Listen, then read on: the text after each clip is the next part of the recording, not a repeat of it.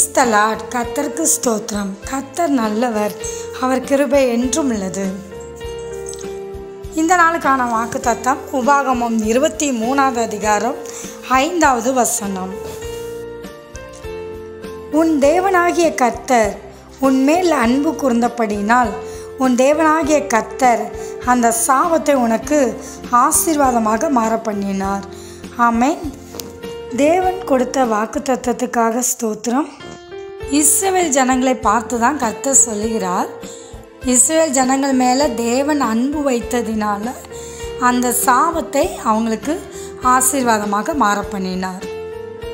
நம்ம மீதும் தேவன் அன்பாக இருந்தால் நம்முடைய வாழ்க்கையிலையும் ஆசீர்வாதம் வரும். அப்போ அவர் நம்ம மேல் அன்பாக இருந்தால் நாமும் அவரோட அன்பாக இருக்கணும். அவர் அன்பாக இருப்பதுனா என்ன? அவருடைய வார்த்தைகளுக்கு, அவருடைய கட்டளைகளுக்கு கீழ்ப்படிந்து நடக்கும்போது தேவனிடத்தில் அன்பு கோருகிறதுக்கு சமம்.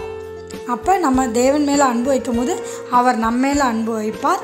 நமக்கு ஆசீர்வாதம் வரும், சாபம் நீங்கும். ஆமென். தேவன் தாமே உங்களை ஆசீர்வதிப்பாராக.